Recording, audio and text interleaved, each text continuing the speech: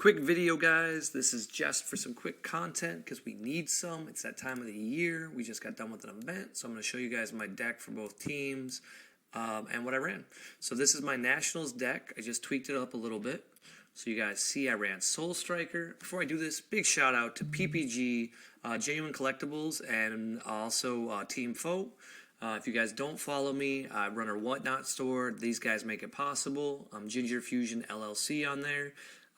Cool promotion I'll be including on my Facebook, like how to apply for the app. If you click that link and you're one of the first bids that you buy on my thing, it'll give you $10. Most importantly, I'll also send you a free pre-release pack with your order. So you can't get better than free and an extra thing. But that's it for shout-outs. If you're part of my Whatnot crew and you're watching this, this is a cool video if you want to make a deck. It'll also be on Team Foe, so it'll be cross-listed here. So this is it. Without further ado, we're playing Soul Striker. Reason why we're playing Soul Striker, he is the most busted leader. Soul Striker has two effects that makes him so ridiculously good. The first is, of course, his main side. He draws a card on the main side, always important because you may not awaken on time. But then also, he can alternatively awaken once he plays a unison on 3. This is relevant because we can keep our life super high against aggro, and then awaken still as a 15k, so then we can afford to make them combo to force us to finally take life, which is the goal, and frequently happened. I lost in top 8th. I got crushed by Justin Rios in game 1. Game 2, I played it fast and loose, and as a result, I won. I went kind of crazy and ham and took all my life to 1. Tried the same strategy in 3, and he beat the crap out of me. For teams, we won. Thank you guys for playing on the PPG team.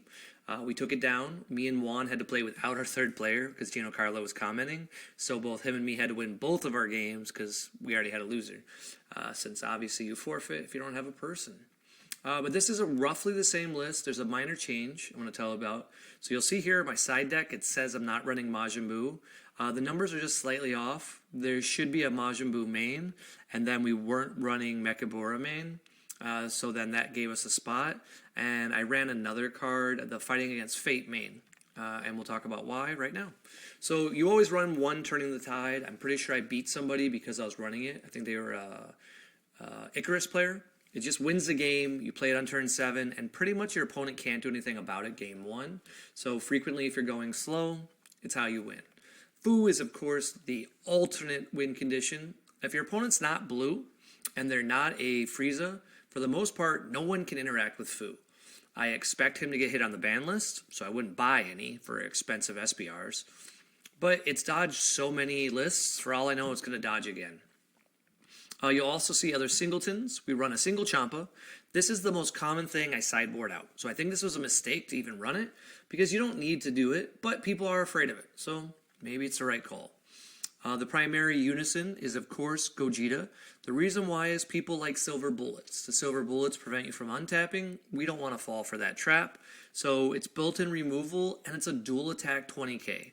He also has an ability where every time you own a Saiyan and it's in rest mode, you can't take damage. This is super relevant because all of our major characters are Saiyans. So basically, we don't take damage. We have a baby main ×2. This is just an alternative awaken. 99% of the time, you just charge that baby.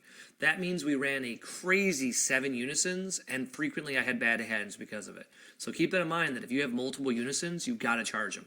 And you got to charge them quickly. So you can't be like, I might want to draw this one. If you've got 2, charge 1. You can't keep them. Some other cards that were relevant. Of course, Trunks God Sealing is a 4 of in this deck. It goes with any blue leader. It's ridiculous. This card lets me win a lot of the yellow matchups if I get ahead. The reasoning being is you can't play your Turles if I have a unison in play because I'll just bounce to your hand for 2. So if we're low on energy, this can let me kind of cheat resources. So it's very, very powerful for deflect if you don't have deflect. Of course, Baby Hatch, if you guys were watching my Gogeta matchup, this card lets you set up traps. You can get yourself to 1 when your opponent tries to do big attacks, taps all their energy, and goes for that killing blow. You can then Baby Hatch and be like, your turn's done. And now you have all of the cards in your hand, which is what I did against Dylan, who eventually did win the event. So I just would have had to have played him in top cut, and maybe I could have won. Baby Golden Avenger is a 2 of. If you're a better player than I am, He's probably pretty good. I'm not a very good player when it comes to control matchups, so I do a poor job of using him. If he cost 4, he'd be way better, but the fact that he's 5, it's just hard to do. I'm not going to lie. I did get to use this against Rios to win a game. What I did was I purposely kept 5 up, and then I baby hatched, and then when he went to counter it with Cooler, I played baby Golden Avenger, countering his counter, allowing me to steal the win from one of the best players that was there. Probably the best player, no offense, Dylan, but it's Rios. All right, let's see, other stuff that's relevant. This right here is Bardock. The thing's not letting you see it. So this is a draw ape. This is also a draw ape. The reason why we run both draw apes is just we need yellow. So this lets us have multiple arrivals for the real win condition that we'll talk about in a second. And we just discard them. We just discard them early game. We just keep drawing. 90% of our game is just drawing cards. It's not a very amazing deck for doing anything else. Jonathan, I played him round like 4, I think it was, when I was undefeated. And he crushed me because he played Lord Slug and I had no way to get rid of it. So all my apes were useless. Very unfortunate for me, but good for him. Dimension Magic, I play it because I have to. I charge it all the time. I hate negates. I might just switch this out for Master Roshi. I'll be honest. I think Master Roshi's more my speed because it's a 5k I can combo with. I charge this all day. Man, negating is just so boring. I want to fight. The whole point of this game for me is fighting. That's why I don't win anymore. Everyone else negates. I don't. Iskai. This card lets you beat yellow. When they play something on your turn, you just crush them. They have to bottom deck a card, and it's every single card they play. So if they play a blocker, then they play another blocker. It doesn't matter what it is. They just keep losing card advantage. And it's a 1 mana draw card, like perfect for our deck. It's blue. Works for a rival. Another overwhelm we ran was, of course, Mass Saiyan. This is for primarily of yellow. We want to warp as many cards as we can frequently, and they make us discard so many cards from attacking that it's a very good way to, like, re-control the board. Other stuff that's relevant is, of course, super combos, 2-2 split. Zeno is amazing, but Zamasu is really good for aggro, especially when Gogeta players like to attack first with Gogeta and then their leader. Just tap that leader. You then get a free super combo, basically, because now they're missing a card from their hand. So you're getting value, they're losing momentum, and you get out of the attack. Kaba is, of course, built on Awakening. He's kind of lost his power, though. I hate to say it. I thought this card would, like, go up over time for foils. It doesn't feel that good. Like, the fact that he's not a 20k, it actually matters. Like, it's nice that he's not a 15k, so he's better on defense, because leaders can't just kill him. But you really feel the fact that you have to combo to kill stuff. So, not sure how I feel about this. It's still a good blue-yellow card, but it might get the cut. I hate to say it. Kefla, this is our win condition. If you guys don't know what it does, read it. It has every text in the game. It's got energy exhaust, so you can't play it for energy without, of course, playing it tapped. It's got double strike. It's also a blocker. It's got a rival for 3. It gets rid of any battle card with barrier on a rival. Then if you pitch a copy of her, she draws 2 and taps an energy. But if not, she gains dual attack if you just discard a card. So this is very great against yellow. Like I said, you want yellow to go to 1 energy, and on the attack that they have 1 energy, you want to rival this in, get rid of their attacking battle card, and then pass the turn, discard a Kefla, and you win. That's how I beat Jonathan, I think almost game 2, and then he, of course, just outplayed me, so I lost miserably. But that's how I beat other players.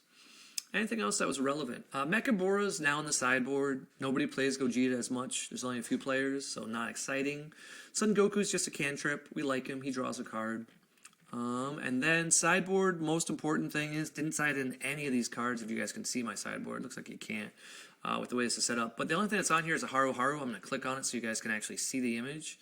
Haru Haru, man, I love this card. It's an old school, it's a beautiful one, but if your opponent's yellow, which a lot of them are, like Icarus, it lets you steal the game because you can come back from behind, and I did this against the game where I went crazy and went ham against Rios. I was like, Haru Haru, Iskai, Haru Haru, Iskai, Haru Haru, Goku.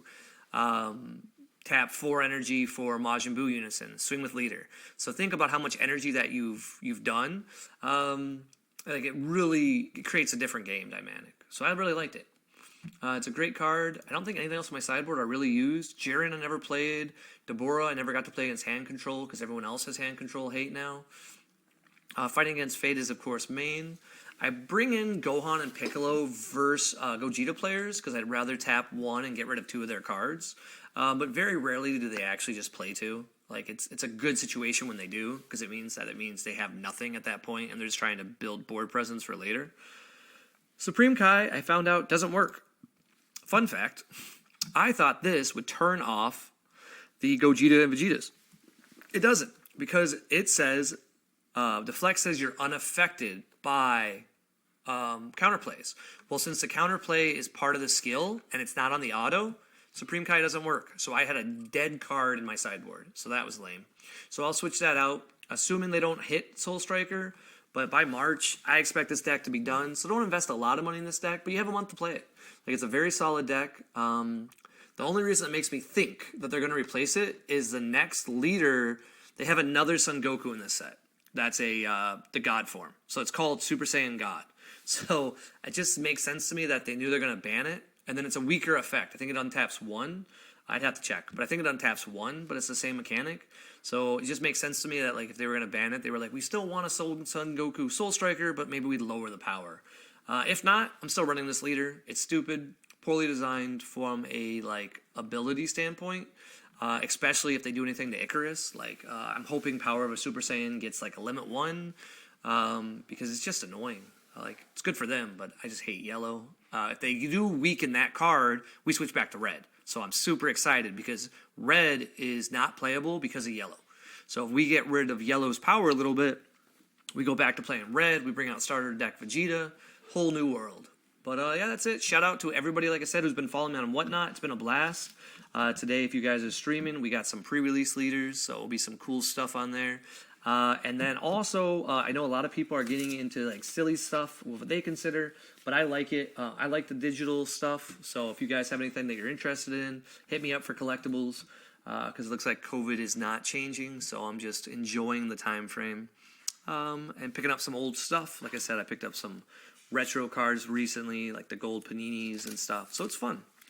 But I'm looking forward to March, where we actually get to start playing a bunch of games.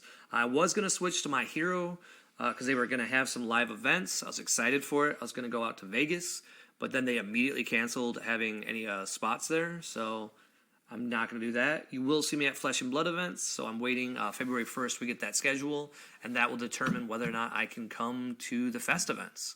So I'd rather go to a Pro Tour than a Fest event, of course, because 50K is a little bit more than like 3 or 4K, but I'm greedy. Good seeing you guys. Have fun, and let me know what you think of the deck.